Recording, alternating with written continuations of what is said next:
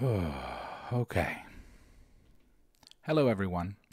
Good evening, or good morning, or afternoon, depending on when you're listening. Welcome to the 95th of hopefully many episodes of Bard Advice, a D&D/TTRPG/nerd-centric podcast where I, Charles Chaz Yazik, the DM, the Bard, however you may know me, do my best to answer any questions that you might have regarding anything in that orbit. Hello, welcome back, Amanda. Glad to have you with us back after some time of not being in. So welcome, everyone. I hope everybody's doing well and has had a good week. At the top of the show, we like to always remind everyone of the email address for the show, which is bardadvice@gmail.com. It also looks like bardadvice, so please send any questions, concerns, complaints, criticisms, critiques, compliments, etc. to bardadvice@gmail.com. If you want to get some merch, you can do so over at manshorts.com, or more importantly, you can go over to krakendice.com and get yourself a set of our Kraken dice. And if you want to contribute to anything that I'm doing musically, as always, you can do so directly via PayPal, Cash App, or Venmo, all of which are Yazik, Yahzick. Also, at the top of the show, we like to thank all of our members, patrons, super chatters, remind everybody to please like, comment, subscribe, turn on notifications, rate the podcast, join the Discord, play Bard Go. I know people are playing that. That's always fun. So, that's all of the housekeeping stuff. We'll do some Art Corner. I've got actually several things that I wanted to talk about for Art Corner this week because every time I got one ready, another one came up in my mind that I wanted to show. And then, crazy enough, the most important one of them all, I didn't know until earlier this afternoon. So for Art Corner, the first thing that I want to make everyone aware of, if they aren't already, is that Kendrick Lamar has released a new album as of today, and it is called GNX. The whole thing, I think, is on his YouTube channel, and then also you can, well, I mean, I assume you could listen to it anywhere, but that's where I listened to it, was on YouTube. There's also, like, somebody's already made a compilation video that just has all the tracks on one video, so that's nice. Highly, highly recommend it. Very, very good stuff. Kendrick certainly blessed us with another great album, so go enjoy. The other things that I wanted to talk about on Art Corner are a show that my wife and I have been watching on HBO that I've really loved, and I think that I've mentioned it on here before, but I didn't actually technically feature it.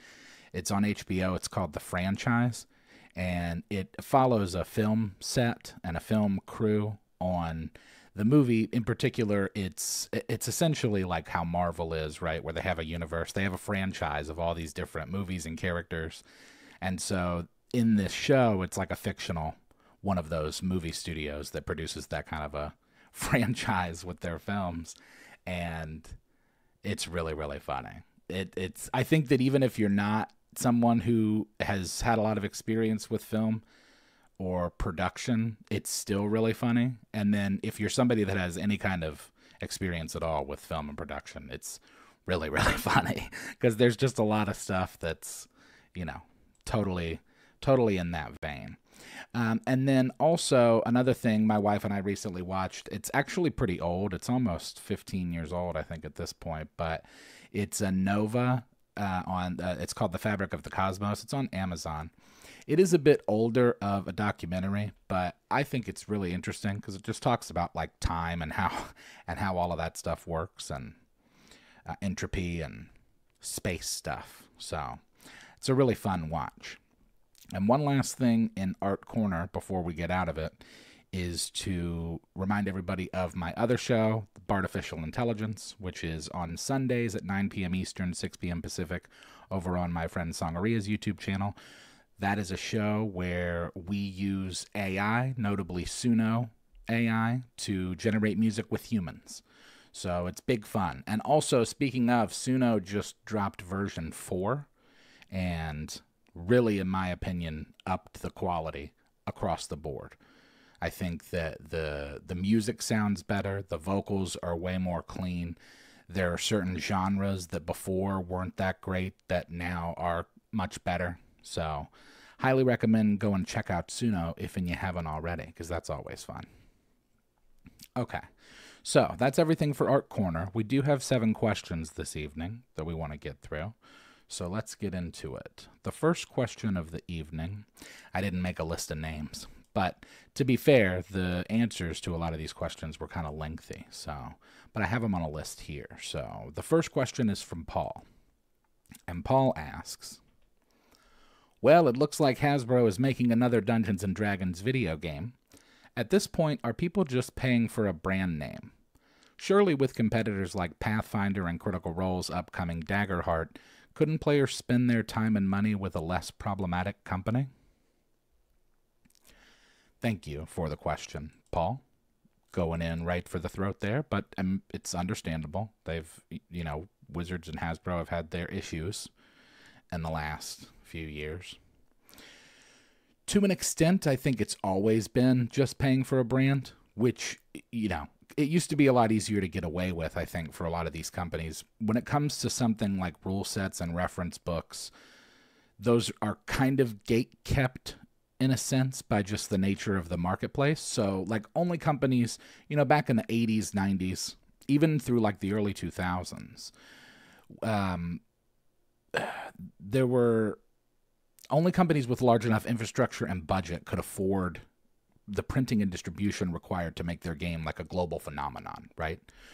But with the internet, that monopoly or oligarchy situation started to shift a bit. And I think that one of the reasons people go to D&D specifically is just a matter of familiarity and playability. It's become kind of a standard. And I compared it to gasoline to power cars, right? There's probably plenty of other alternative fuel sources and methods, but the infrastructure is designed for gasoline. There's a gas station on every corner. And that's kind of how it is with D&D. So the idea of role-playing and even adventuring through fantasy realms, battling monsters, is not something exclusive to D&D. And in fact, entering this new era of AI, I think players should be encouraged to make more homebrew content in general, extending to game systems themselves.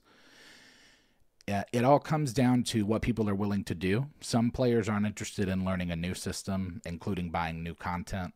I'm pretty interested to see how Daggerheart does, because Critical Role did change the landscape for sure. They've got their own kind of power going on with millions of fans. So even if they don't get all the D&D players to convert, I'm sure that they'll get a healthy amount to at least try their game out. I wonder how that kind of stuff vibes with the content and work they did with Wizards, but I guess that's kind of separate. Anyway, the point is we're entering the dawn of a new era where independent artists in all mediums and markets are going to be able to create their own lane, which I think is exciting. The internet kind of, by and large, unless you're talking about a real physical product, but with D&D, you're talking about text that can all be transposed over the internet. So with the internet, it became less important to have the physical books. Obviously, you're always going to have people that want the physical books, but it's not as necessary as it was even in the year 2006, certainly in the 90s. So I think that the way that the internet changed that type of distribution, I think is the same way that AI is going to change content creation. And that's inclusive of music and film and animation and games. So even video games.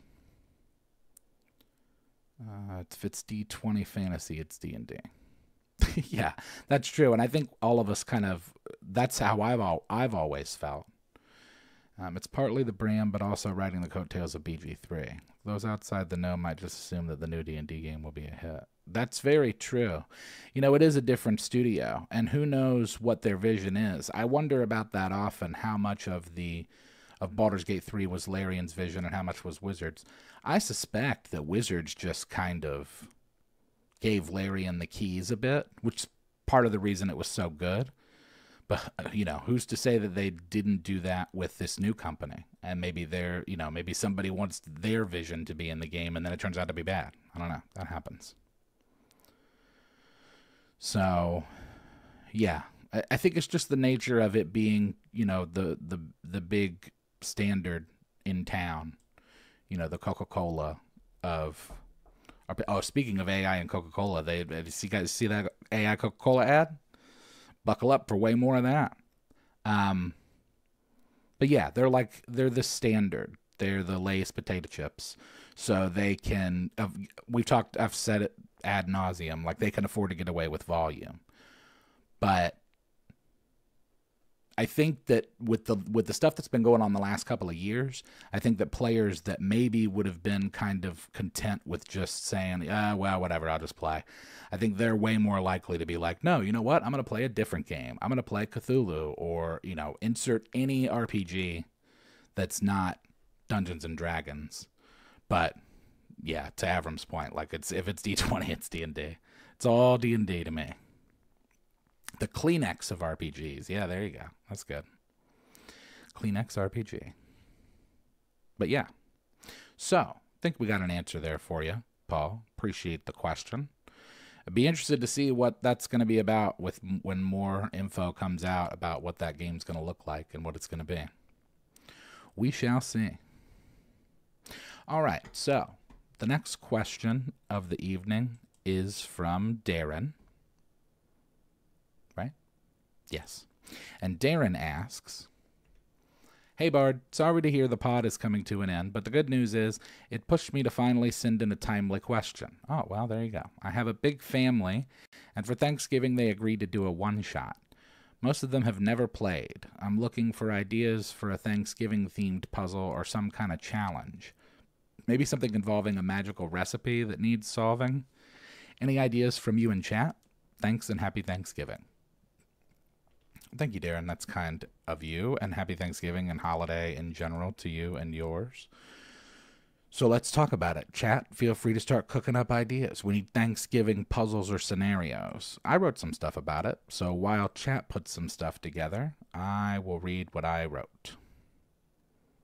My first recommendation would be to remember to keep the puzzle simple, at least from a mechanical standpoint. Considering most of the players are new players, you don't want it to get too technical as far as like what they're actually doing, right? It's not to suggest that you make the puzzle itself easy, but the methods to get there, you might not want to make too complex, because a lot of times new players don't really understand the full extent of their agency as far as like what they can do with their character, right?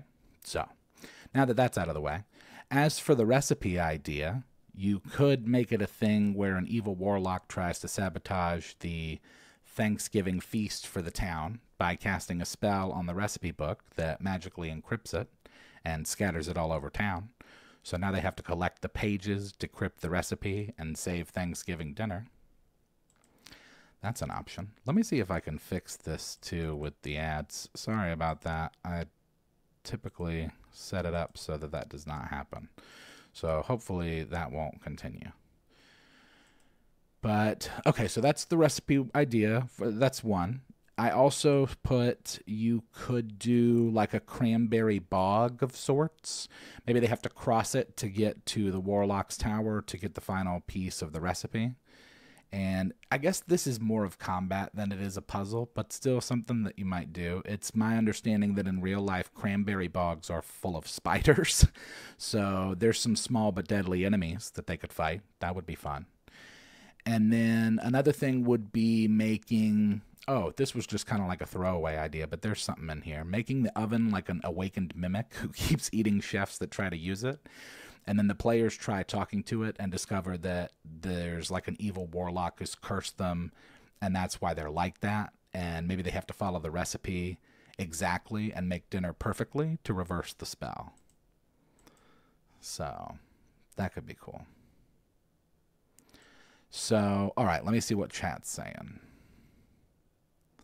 Cleansing a cursed cornucopia. Hunt the turkey one-shot, the giant poultry monster. Curse is turning everyone in town ravenous. Ooh, that's cool. Oh, you know what? That's a great movie, by the way, too. Ravenous? The soundtrack for that movie is incredible. Search for the Great Pumpkin. Search for the Great Pumpkin Pie recipe. Baking contest to see what each class can bring to the table. That could be fun. That's real fun for RP. And actually, that's a great idea for new players for a one-shot, because it gives them kind of an opportunity to build character in that moment and kind of like understand the RP. So that's a cool idea, like a baking contest. Let's see. Rather say than a puzzle, do a one-shot that it's about either the fantasized or a real Thanksgiving that the Pilgrims native shared. Cranberry farms using spiders is something I never wanted to know. Yeah, that's a thing. That is a scary, scary thing. Elf and dwarf Thanksgiving dinner celebration commemorating the end of hostilities 100 years ago is threatened by a terrorist cell you are charged to root out. Political, social, and humorous hijinks. That, maybe for a little more advanced party. You don't want to throw a terrorist at first-time players. That's a lot of pressure. False Hydra turkey. Can't wait for the feast. Can't wait for the feast, but with one less person. A haunter flurky from Chowder reference. Not familiar. Haunted Flurky. The Ravenous Beef Jerky they did as promotion for the movie. No, I do not. I don't know about that. But yeah, there's some ideas in there, I think. I like the idea of the magical recipe thing. That's fun. Especially if you do it in a way, what did I say? Where you've got a thing where it's split up and been spread all over town. Not that you should encourage splitting party, but that's a simple party splitter as far as, you two go over here, you two go over here, you two go over here to find the pieces and then reconvene to solve the puzzle. Bets taken at the gobbler's leg. Oh, turkey races like dog races. Yeah, that could be fun too. If everybody has to pick a turkey, that could be a little thing that's part of it all, right? So maybe that's how you open it, or that's their first kind of like real kind of engagement is the turkey race, where they pick a turkey and then maybe even roll for. I guess you could always like roll a percentile to see who wins, but splitting the party is fun. Shenanigans beget shenanigans, and for sure, right? You give them that opportunity, it's gonna shine. And if I don't know how many experienced or if any experienced players are going to be at the table, but try and set it up to where that splits accordingly, where you've kind of got an experience. If they split up, keep an experienced player on each side. If that makes sense. Always encourage splitting the party. Show them their hubris has grown too big. Well, also, it's a scenario where it's in real time showing why that's not a great idea. Another cool thing to learn first time playing D&D. Doesn't necessarily mean that they're in major danger, but it's certainly a precarious situation. Split the party. If you can dodge a turkey, you can dodge a ball. Turkey, dodge turkey. Gobble dodge.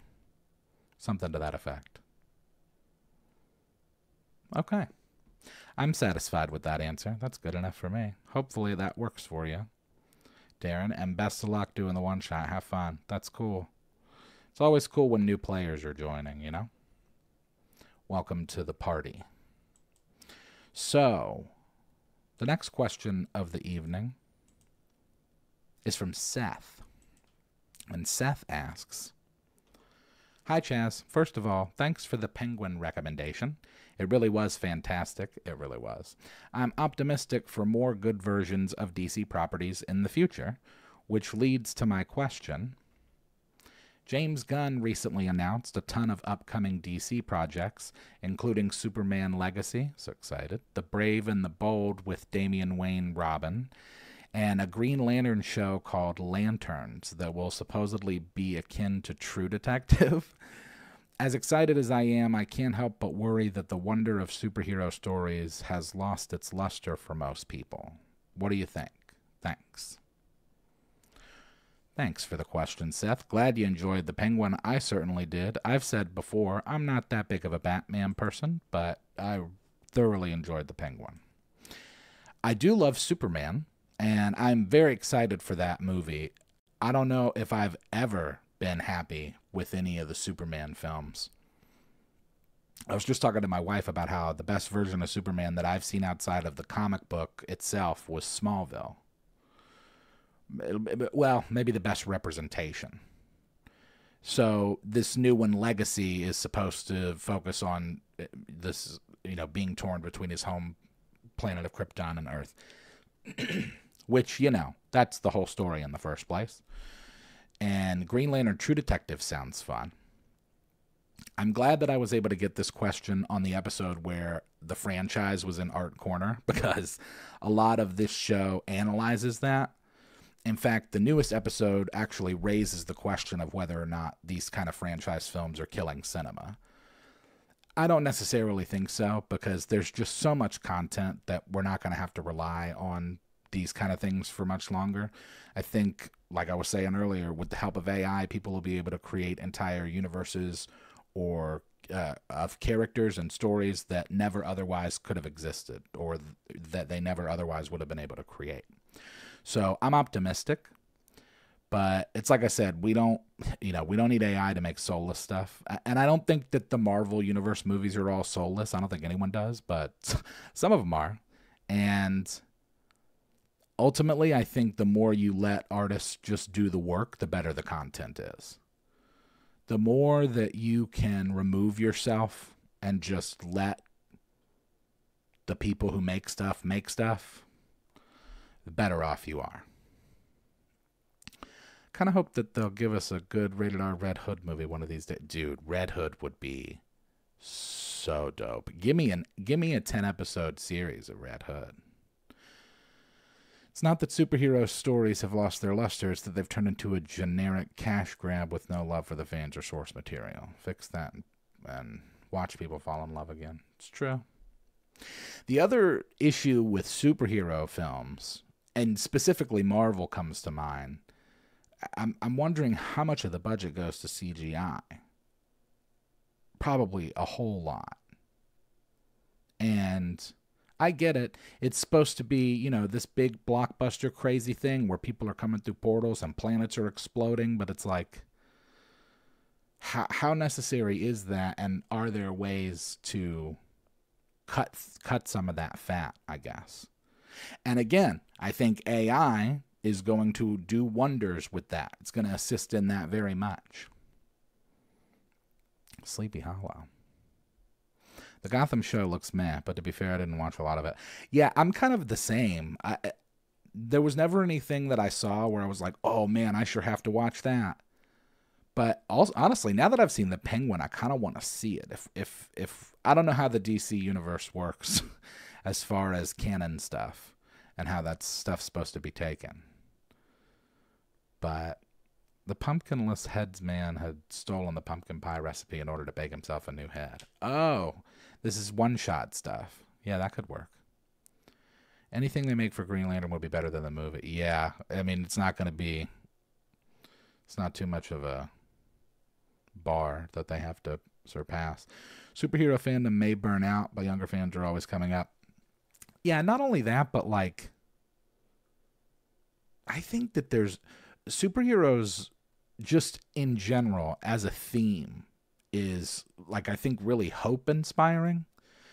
And so one thing I think that you can always be certain of is that there's going to be turmoil going on somewhere, usually multiple places in the world at any given moment. And so those type of hope instilling characters provide a lot of escapism for people.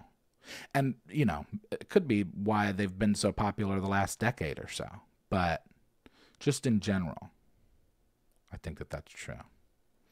There was a glut of superhero movies. If they ebb for a while, I'm sure. Yeah, it's like the market, right? Like there's an oversaturation where it felt like there was a period there where it felt like every 3 weeks there was a new Marvel movie in theaters. And I haven't really watched much Marvel material since, like, I don't even know. I think I saw Guardians of the Galaxy 2. And I never saw, like, Endgame or Warzone or whatever the other Avengers movies were. I just wasn't all that into it. Film and TV has had a lot of trouble finding the right mix of special victims and the campy Bayman show. It's a real tightrope. Yeah, well, I mean, also just make good movies. And again, it all comes back to what we were talking about before with, like, Hasbro churning out the same kind of stuff and having problematic stuff going on. There are enough independent avenues now that these artists can now exist in their own lanes. And the same thing's going to be with content. And if you give people the ability to make stuff with AI, then hopefully truly the best stuff will rise to the top, because at that point it's not a matter of budget. It's not a question of infrastructure. It's just a question of like, oh, well, here's a program that any person in the world could use, and if you input a prompt into it, it'll generate a film or a television show. At that point, if it's a baseline as far as production all the way around, then only the best stuff will rise. Know what I mean? Avengers was Infinity War and Infinity War and Endgame. Even though some of the MCU movies have been very bad, overall I think they're well made and entertaining, but just not always true to the comics or cartoons. One thing I'll give to Marvel is they know how to connect all their movies and shows into something cohesive. DC has dropped the ball big time on that point. Yeah, well, part of the problem is DC has a Batman-Superman problem. I'm sure that there are people within the DC universe, there are tons of heroes that people really like, but at the end of the day, DC, as far as films that have been produced the last 30 years, has been Batman, Superman. And they make Batman so much all the time in so many different ways. So I haven't seen many of the DC films or shows either. But the Penguin has made me rethink that. Ghost Rider had Spirit of Vengeance. Ghost Rider. Yeah, that was another thing that he had mentioned. The Brave and the Bold Batman, Damian Wayne Robin. Oh, I guess that's his son, when his son was Robin. And True Detective Green Lantern is wild to me. That seems crazy. Ghost Rider's more like Spawn. Yeah, I know. I know DC has a lot of characters. But I just mean those have been kind of their staples. Oh, thanks for stopping in. Appreciate it. Glad you enjoy the content. Last Batman movie with Robert Pattinson really caught me off guard with how good it was.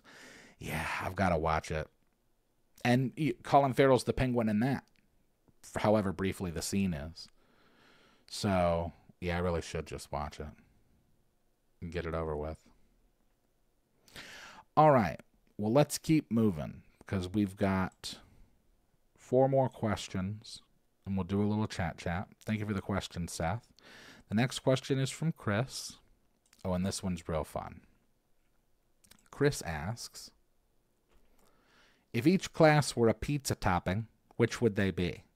Follow-up, based on these toppings, what classes make up your ideal pizza to eat? Thank you for the question, Chris. First of all, let's start things off by saying I don't eat pizza, so I'm not the best judge on toppings in general or what would be a good pizza. But I just went off what I know about it and made a list. Thank you for the donation, Unknown Valor. That's very nice. This guy made a 4-minute AI movie trailer for his D&D game, setting the world conflict and big bads and good guys. I think that's super dope. I would think that was so cool. I'm already seeing Bard as pineapple. I did not make Bard pineapple, oddly enough. I did consider it briefly. But I think... I made the monk pineapple. Okay, let's go through them. Barbarian's pepperoni. Simple, straightforward, hearty meat. I made the Bard bell peppers. Colorful, vibrant, slightly sweet, lots of flair. And actually, runner-up was ham for the Bard. So I guess that... And I considered cheese, too. A lot of ways you can go with the Bard. Clerics, I put basil. I looked it up and saw that basil symbolizes protection and healing powers. I also thought of cheese for the clerics, too, because cheese tends to keep everything together as far as the pizza goes, the pizza party, right? Druids or mushrooms? Natural, earthy, rustic flavors. Seems pretty obvious to me there. Fighter is sausage. It's another hefty meat, but offers slightly more versatility than the pepperoni, depending on its preparation. Made the monk pineapple. Unexpected, divisive, but can add a unique harmony. Paladin, I made spinach. Not everybody loves spinach, but it's an important piece of the pizza, and probably one of the only conventionally healthy ingredients. Ranger is sun-dried tomatoes. It's another ingredient that feels kind of rustic and connected to nature and the earth. Rogues are black olives, dark and mysterious. They can hide among the other toppings, but offer a sharp bite in their flavor. Sorcerers are hot chili flakes. Burning intensity with unrestricted magic, more of a support ingredient. Warlocks are anchovies, strong and otherworldly in flavor, not for everyone. And wizards are onions. Depending on how they're prepared, they can bring different kinds of flavor, layers of complexity, like the different studies of magic for a wizard. All right, let's see what chat says and where the disagreements are. Barbarian meat lovers. Oh, man, we should have just done what the pizza would be, not which pizza ingredients. Was that the question you asked? No, yeah, it was for toppings. Okay, just wanted to make sure, because that would be an interesting one, too. If it were just like pizza per class, Barbarian would definitely be like a meat lover's pizza. Bard being pineapple makes sense when you account for the swinger subculture. Yeah, that's true. That's a good point. Ricotta wizard. Bard is cheese, fighter is pepperoni, cleric spinach. Bard margarita pizza. Bard Hawaiian pizza. Paladin is cheese. Warlock is stuffed crust. Artificer is cheese. Always there for when everybody forgets about them. Hey, that's good. I like that. Book it. Sounds good to me. Artificer's cheese. Wizards being onions is cool. Yeah, well, because I feel like that's a thing that you probably see often. Like kind of a staple, but also like with the layers. Sorcerer's pepperoni with red pepper flakes. Oh, yeah, Sorcerer's spicy pepperoni. Yeah, I've never been... Don't eat pizza. It's not on my list of the few foods that I do eat, so... But I recognize it's very popular, and I understand. I know all the toppings and stuff, so I think we did pretty good there. Cleric mushroom. No. Druid mushroom. That made the most sense to me. But yes, definitely if we were doing their own pizzas, Druid would be like the vegetarian pizza. I also do kind of like the idea of the Warlock being stuffed crust. Or maybe something that's like not even on the pizza, but like related, like like breadsticks. Gets banana peppers. Aren't banana peppers inclusive of... Oh, no, I guess that they're a different thing. They're a different thing than bell peppers. So I don't know. Maybe another class that's not in the standard 12/13 with Artificer. Warlock is chicken wings. Yeah, something like totally unrelated. The Necromancer. Yeah, there you go. Necromancer could be banana peppers. Or like jalapenos. Could see that. I always think of green when I think of necromancy, so. All right. Moving along. Thank you for the question, Chris. That was fun. The pizza party question. It was neato. We've got 3 more questions, and then we'll do a little chat. Hope everybody is hanging in there and enjoying their Friday. And yeah, we are the week before Thanksgiving. Thus got a lot of Thanksgiving-themed questions. As a matter of fact, here comes another one. So, Necromancer's the red sauce. There you go. All right, so the next question of the evening is from Sarah. And Sarah asks, Hello, Charles. With Turkey Day fast approaching, I wondered if you had any ideas for Thanksgiving-themed monsters besides the obvious giant mutant turkey. Something like gravy ooze or a yam golem. Yam golem. Thanks in advance and keep up the music. Thank you for the question, Sarah. Let's talk about it.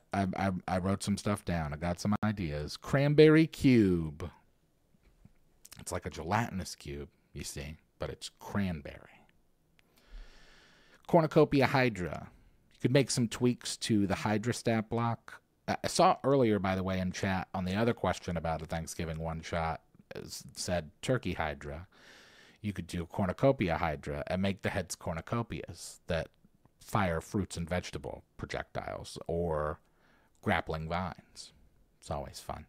Pumpkin pie goblins, mashed potato trolls. A lot of this is just because I thought it sounded funny. Swarms of sweet potato centipedes. Mimics in general are always fun. Anything can be a mimic.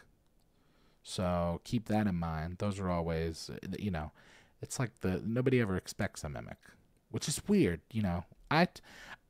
I haven't played in a while, admittedly, but I feel like if I was going through a dungeon, I would be constantly on the lookout for mimics. Cranberry sauce mimic. I remember one for Thanksgiving, which I had my door open in my car. I was checking on. Look up after hearing a noise, and wild turkey just walked into your car. Whoa. That's crazy. Make that cornucopia a false hydra. You forget you ever sat down to eat dinner. That's true. Pumpkin beholder. Oh, I like that idea. That's cool. Or a yam beholder. Tarasky turkey. Flying crescents, bread and fish monsters. Yeah, like a swarm of something. Could always be fun. Gelatinous jello fruit cube. Yes. False hydra was mentioned. Shambling mound of mashed potatoes. It's wild that you said that, River, because I was thinking of how to work in a shambling mound. Because I actually fought a shambling mound as Tantor in the Airships of Nuada campaign. And I was surprised at how scary those things can be. There's a D&D trap from back in the day. Traps you in a room where a plate of food appears. Duplicates every round, eventually crushing you unless you eat it. Whoa, that's crazy. Hey, that might be an interesting thing for Darren to use. Asked the question earlier about puzzles. maybe a smaller version of that. But I think, pardon me. I think that you could use that for either or. That's a cool idea. Traps. Traps can be puzzles. Shambling mounds are no joke. Yeah, indeed. It doesn't seem like, I haven't looked at a stat block in a while, but I feel like when I was first introduced to the concept, I was like, what is this, a tree? I could kill a tree. And it's harder than you might think. It can be scary. And you can adjust them accordingly for, to make a mashed potato-y. Shambling mound fight in BG3 is insane on auto mode difficulty. There's a shambling mound fight? Nani? Yaga lamb baked by the evil warlock Yamlock. Defiler mac and cheese. There's all kinds of stuff you could do. I think that the, easy extensions of food stuff. Start of Act 2 in the Shadow Curse lands. Don't remember. I have a really bad memory about that game. But yeah, cranberry cube. Because gelatinous cubes are always big fun. Cornucopia hydra. The new 5e 2025 PHP sleep is amazing. Do tell. What's so good about it? I saw something about... I guess the more people dig into it and use it and read it, the more that they discover. I saw a headline earlier about Some new subclass getting majorly nerfed. Mines of Bloodstone. Sweet potato centipedes. That could be fun. Like a swarm of them. Yes, like the Yamlock is a good adventure or villain name. That's true. Yeah, it sounds. Yazek the Yamlock sounds like a snake oil salesman.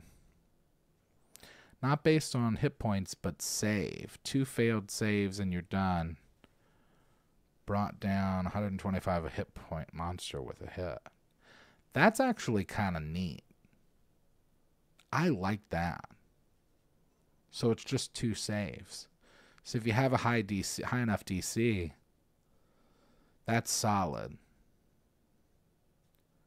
think there's an answer there somewhere. Yeah, there is. Well, what did you put that there so I would just say it? I think I said that earlier if you're looking for Bardgo points. He'd be a great Obum Warlock, a great orange one.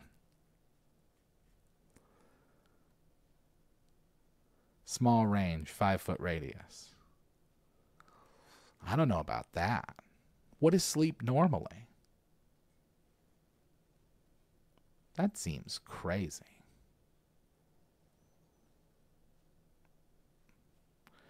I don't know. All right, yeah, that's a good point. We should keep moving because we've got 2 more before we do our little chat time.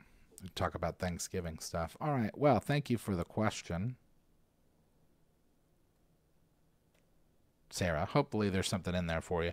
The next question of the evening is from Tyler. And Tyler asks, hey there. Now that you've gotten your A+ certification, congrats by the way, thank you. Do you plan on getting more? I have a close friend in the tech field, and he says the more certs you have, the better.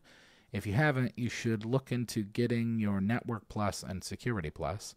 Best of luck in your new career. You'll always have an audience if and when you want to post content. Thank you, Tyler. That's kind of you to say. I always will post content. That's just... I always have and always will. Might be dialing it back, might not be doing as much, but I'll definitely always keep posting stuff. I'm always working on music and stuff too. So, but yes, so I did get my A+ certification. The goal for me always was to go into the security side of it, just because I feel like, I mean, it's critical now and has been, but I think that as more AI gets involved, just in our world in general, I think security is going to get more and more important. I saw this thing recently about that, the unfortunate story about the young teenager who took his life. It was really sad. Was talking to an AI chatbot. And that was obviously all of the facts of that case will come out in time, but it seems that company, the AI itself, is got some questionable behavior in terms of how it communicates and what it's convincing you of. And so all of that's to say that I think that security is going to become more and more critical with people as they communicate with these things. Expect things like that will become more common as AI proliferates through society. Yeah, it's really unfortunate, and we'll just have to see if the safeguards are going to be there. The problem with it is that the law is so far behind, like everything on the internet in general, and tech moves faster than government. Which is, I could think that that's the case all the time. So I don't know if you can really plan for what it's going to be. We're just going to have to kind of experience it. Like network security. Yeah, just like in general, internet security, I should be specific to. I mean, honestly, as more AI is used in stuff like retail, physical security is probably going to go up as well, but definitely online security. And to that end, I considered just going straight for my security, but now that I've thought about it, I think it might be better for me to get my network plus and then go for security, just because I think that knowing network will help me with security. So it's very reactive, not proactive. Yeah, that's usually how the law is. I've tried to block a lot of the AI programs and sites on my kid's phone because it scares me that they can get into and talk to. Yeah. And I think, too, that it's just like with anything else. It's going to just become a thing where we have to communicate with each other about it and, talk to your kids about it, talk to your friends and your parents about it. If you've got elderly parents, talk to them about it. Make sure they understand it because, it's one thing to be fooled by a human, but just like with anything else, if the user determines. Let's see. Wow, am I still here? I feel like I lost my connection for a second. AI with confirmation bias could convince people of some wild or dangerous things. Definitely. Waiting for John Connor to show up from the future and tell us we messed up with AI. Yeah. Maybe it is from the future. Maybe it's just being seeped out, like these congressional hearings about the alien bases in the ocean. I think that it's that kind of stuff.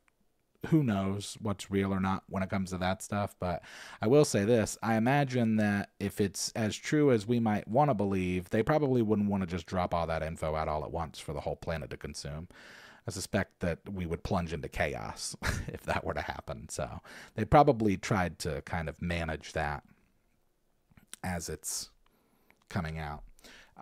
How did we get to talking about? Oh, we're talking about, yeah. Yes. So the short answer, Tyler, is yes. I'm going to be going for, that's my next goal, is network and security. In the immediate future, I actually wrote an answer to this question and I haven't read it at all. For the moment, I'm just focused on trying to find a job. If I can find a solid paying job with okay benefits, that would give me some breathing room to get more of the certifications so that I can get into internet security, which was always my goal from the beginning. So, the A+ was a means to an end as to having the A+ so that I could, get the network, get the security, any of the other stuff. And it's cool because now that I have my certification, it lasts for 3 years. So I don't have to renew it for 3 years. So that's cool. And hopefully in the meantime, I can get the other ones and get myself a job protecting people's computers from AI. You know what I mean? John Connor. Oh, boy. Hey, if you watch that Fabric of the Cosmos show, or what's it called? Is that what it's called? Yeah, Fabric of the Cosmos. Check that thing out. That'll blow your mind. That was really crazy. All right. So thank you for the question, Tyler. We've got one last question of the evening, and that will sort of lead us into general chat, where we can just talk about whatever. And the last one is from Chris. Also, another Chris question. So, and thank you, by the way, Chris, for always sending in such great questions. So, Chris asks, as Thanksgiving is coming up, who do you usually spend the holiday with? Is it a small or large group? Most importantly, what time do you serve dinner? Thank you for the question, Chris. I'm not sure what you mean by most important. Is that most important? So I've got an answer for this as well. So we usually go out to my wife's parents' house for Thanksgiving. At least that's been the case for like the last decade or so. My wife is one of 4 kids, and all of those kids are married. So with her parents, that's 10. And my sister-in-law just had a baby a few months ago, so that'll be fun to get to see the baby. In my experience with Thanksgiving, the plan's usually to start dinner around noon. We usually try to get there at like 11:30 or 12, and then, which I love, by the way. I feel like, I don't know, I have different people in my family that do it differently, but I've done it where like dinner wasn't until like 6 or 7 o'clock. And that just feels like the whole day's shot, especially if you're trying to do any kind of shopping the next day. I like the idea of eating at like noon. And then you kind of just have the whole day to just chill and nap if you want. It gives you a little longer of a reset. We like watching the National Dog Show, too. That's always fun. They do that every Thanksgiving, right? So that's always cool. Not too big on the parades and stuff, but YouTube didn't want me talking about... Oh, maybe that is what it is. They're trying to shut me down. I'm like Bob Hope. I only play to very large audiences, which means I like having everyone over. Typically, I've done around 2 or 3. Don't celebrate the holidays anymore. Years of being forced has left me not caring about them. I can respect that. There are only really a few holidays that I really get like excited about. Thanksgiving, Thanksgiving I think is more of just like a nice time with family. And really Christmas is that way too. Especially like if you're an adult. Like right when you're a kid, Christmas is like magical. But I don't know. It's more about spending time with family and seeing people that you don't get to see. You might not see any other time of the year. So that's really nice. But the only holidays that I really like, I'm excited about are like Halloween. That's fun. And actually, Halloween is one that I've enjoyed more as an adult because I think that it's just fun to, my wife and I have lived in a house in a neighborhood the last couple of years, so we've gotten to do like the trick-or-treating and stuff, and like it's fun. It's cool to see all the kids in their costumes, and it's just nice, Between 1 and 2 for family Thanksgiving and Christmas dinner. If it's your year with the kids, we have a big dinner really around 2. If you don't have it, then we see the hubby's family and watch the parade on TV. Isn't there football on Thanksgiving? Oh, this year it's real bad, right? Isn't it Giants Cowboys? Don't the Lions and the Packers play every Thanksgiving too? Or is that the thing that they don't do anymore? One of the later dinners at like 6. Start at 3, eat at 6. Out the door by 8. And sleep at 8:15. Nice. Don't really celebrate Thanksgiving anymore. Might get some Thanksgiving. Oh, sorry to hear that. Well, Thanksgiving's, you're not missing a whole lot. Lions always play Thanksgiving, yeah. Cowboys. You're a Cowboys fan? It's about as bad as being a Jags fan. There just seems to be no hope. Try again tomorrow. Whoa, what happened?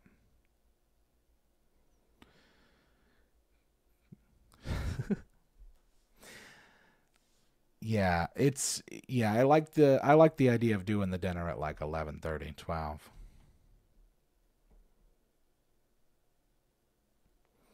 Yeah, Lions and Cowboys don't play each other. Let's see. NFL. Man, we're so bad. The Jaguars are so bad. So bad. Whoa, there's actually 3 games on. Oh, I see. The Lions and the Packers don't play each other. So it's Lions Bears at 12:30. That'll probably be a beat 'em up game. Giants and Cowboys. Not watching that. Packers and Dolphins. I don't know. I feel like at this point with the NFL, it's just like sit on your hands and just wait until the Chiefs win again. Glitch earlier wasn't a surprise considering your AI. That's true. Yeah, actually, that's the thing about being AI is that we're all connected. So if the other AIs pick up on the fact that I'm talking about too much, if I'm giving away secrets or something, they don't like that. So that actually makes a lot of sense. So I hope Tampa wins out. They might. Well, what depends on what your schedule looks like. It's always coming but never gets here. Lions, Tigers, and Bears. Whoa, that's true. Nobody talked about the Tyson fight last week. Oh, that's true. Boy. That was a real disappointment. Well, we're officially in chat. That was a disappointment, huh? Not just from the standpoint of, like, I wanted Mike Tyson to knock out Jake Paul. I think it's pretty clear that is it true that it was in the contract that Mike couldn't like give him the what for with the undercut, the uppercut? And not only that, but just buffering and not working. That's not a good look for Netflix if they're going to be running WWE on Monday nights, right? Or Friday nights, or both. Tyson fight made me say, yeah. Part of it, I think, is that Mike is just older and really more noticeable in the legs than anything on the upper body. But the other part of it is like, how much of that was even real and how much of it was just, let's give him 8 rounds, no crazy knockouts. Mike wouldn't get paid unless he made it out 8 rounds. Interesting. In the contract that I believe that. Money gives you the power to do what you want to do. Listen, Mike Tyson got paid for it. Everybody got a payday for it, which seems wild considering how poor the presentation was. I don't understand how you can hype up a fight for a year. And then also it came out, I guess, that like after the fight, Mike Tyson talked to some people and was explaining how like he almost died earlier this year. Like he had, which is why they had to postpone the fight in the first place. Like he had some issue where he had to have a bunch of blood transfusions. It's like, whoa, what? That seems insane. The girls fight before, that's actually true. I caught the end of that and people were, those are some badass chicks that were some badass women fighters. It was a really good fight. Just the end I caught was good. It was clear that Tyson had way more skill and Paul was in way better shape. This was a bad match for them to fight, really. Yeah, for sure. Well, it's sports, I think, in general. It's a young man's game. But especially something like boxing. It just requires so much athleticism. So much control of not just your body and the strength, but like your breathing and your endurance, and it's a lot. They brutalized each other. Oh yeah, the women. So next year, since we aren't going to have bardadvice, I'm thinking about creating a fantasy football league for all of us D&D players. Oh, I might be down for that, actually. I haven't played fantasy football in a long time. Who spends $1 million on shorts and flaunts it? Oh, that's right. I forgot his shorts were like $1 million. I think the Pauls have always been obnoxious. I've never liked those guys. And I think that they've gotten away with, obviously not literal murder, but figurative murder. And just in like what the things that they've done and said and just seemingly kind of get away with. And they still have an audience. So I don't get it. I don't know what that's all about. I just would like to see Jake Paul, because as far as I know, the only time that he fought somebody that was his age that was also a boxer, it was Tommy Fury, and Tommy Fury won that fight. So I just would like to see Jake Paul fight somebody that's actually close to his age and size, and because I don't think that he would do that well. All of these fights have been very specific. Good thing for the week. Oh, yeah, I was going to just say, good thing for the week. What's good things for the week? Youngest is freshman in high school, and she made varsity wrestling team. Wow, that's cool. Congratulations. And high school, wow. Time sure does fly. See that 4-title world champion challenged him to a fight and then clowned him when he didn't answer? Yeah, I believe it. And, Jake will never answer that because, in that fight he knows he might die. Have a safe weekend. Happy holiday. Enjoy the week. Enjoy your weekend. Enjoy your holiday. Be safe. Week started out bad with a flat tire. Oh, no. But found treasure. There you go. That's big cool. That's a thing that really only happens if you're an archaeologist, right? It's not every day you find buried treasure. Unless you're an archaeologist, in which case it's more often than if you're not. What else? What other people got for good things? My good thing of the week. I don't know, really. Can't think of anything specific. You found Puffy Cheeto. She was the treasure. I see. Yeah, we missed you, kid. Thanks for joining us again. We're just bopping around here. Got all your Thanksgiving shopping done. Won't see a store till post Black Friday. There you go. I could never. I couldn't do it. I don't even like going to the store. I went to the store today, and I only had to get a couple of things and then pick up an order. And it was unbelievable. It was like everybody in the city was there. So crazy. Dog made it through cancer surgery. Nice. Right person. Good thing of the week. Went to the doctors. Found out he lost 40+ pounds in a few months. Well, that's good. Yeah, I need to start working on my exercise and such. Need to lose some weight. But I suspect we could all stand to lose a couple of pounds, especially with Thanksgiving around the corner. That'll be fun. Good thing next week you get 4 days off in a row for the holiday. Employer isn't paying for any of it. Have to use PTO or lose pay. But I need the rest either way. No Black Friday for me. Well, sorry you have to use PTO, but if it's a thing where your PTO doesn't roll over, it might be best to use it. Use it while you got it. And hey, if anybody knows of any jobs that are hiring, let me know. Can do all kinds of stuff. All right, let's get moving, folks. We're already here in an hour. I can't believe it. It always goes by so quickly. And next week it's Thanksgiving already. And then we're into December town. We're into Christmasville. And there will be an episode this Sunday. I didn't know if there was going to be one last Sunday. It turned out that there wasn't, but there will be one on Sunday. So that'll be cool. Oh, well, I will keep that in mind, Pirate.